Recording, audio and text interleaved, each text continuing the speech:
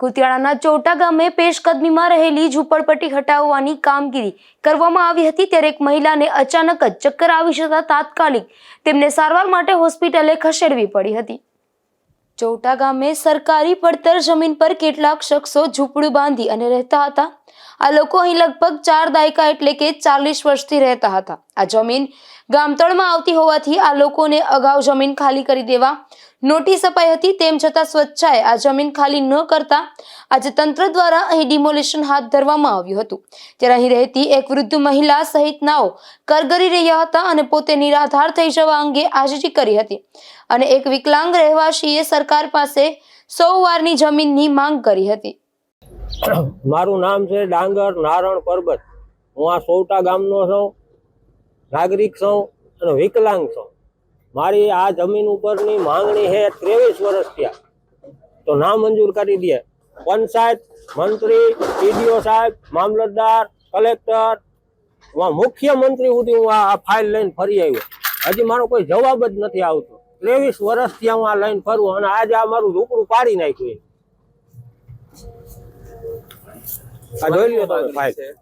તમારે શું માંગણી છે? માંગણી મારી 100 વાર જમીન અમને સરકાર આપે। વિકલાંગ 1995 નો સરકારનો ઠરાવ કરેલો છે, ગમે ત્યાં માંગણી મૂકીને ત્યાં અમને આપવો પડે અને રાહત દરે 50% રૂપિયા ભરવાય। મેં એવું આમાં લખાણ છે। અમને સરકાર મફત નથી જોતો આપણે, સરકાર ધારા ધોરણ મુજબ જે પૈસા ભરવાના પાત્ર થાય 50% રકમ એવું ભરવાય બંધાણો, તોય મને હજી કઈ નિકાલ જ નથી આનો।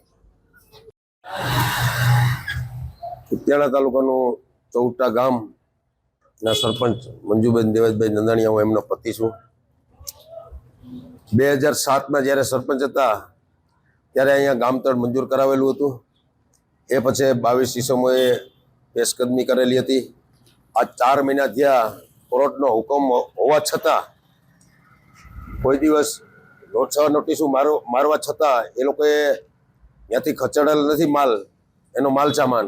એટલે આજની તારીખમાં 26 તારીખના જે અમે ડિમોલેશન કર્યું છે એ ગ્રામ પંચાયત અને ગામને ફાયદો થાય એવું છે, કારણ કે એ જગ્યા છે 15 વીઘા છે, એટલે 5 કરોડની જગ્યા છે અને જો એ પૈસા પાછા આવે હરાજી થઈને પ્લોટ તો ગામના મોટા મોટા વિકાસ થાય, સારા કામ થાય એવી મારી ગણના છે। એટલે આવતા દિવસોમાં આની જાહેર હરાજી કરશું। કોઈ લાભાર્થી હશે એને દેવાના છે એને પ્લોટ આપીશું અને બાકીના જે જાહેર હરાજી કરી અને જે પૈસા આવે એ ગામના વિકાસના કામમાં વાપરશું। અને ગામ લોકોનો સાથ સહકાર અને પ્લોટિંગ વાળા જેની દબાણ કર્યું હતું એ શાંતિપૂર્ણ દબાણો દૂર કરવા માટે સહમત થયા, એ બદલ એમનો ખૂબ ખૂબ આભાર માનું છું। આ તકે તાલુકા વિકાસ અધિકારી, મામલતદાર અને પોલીસ અધિકારી સહિતનાઓ પણ ઉપસ્થિત રહ્યા હતા, તેમજ પોલીસ કાફલાને હાજર રાખી આ ડિમોલેશન કરવામાં આવ્યું હતું। નાગેશ પરમાર, ગુજરાત ન્યૂઝ, કુતિયાણા।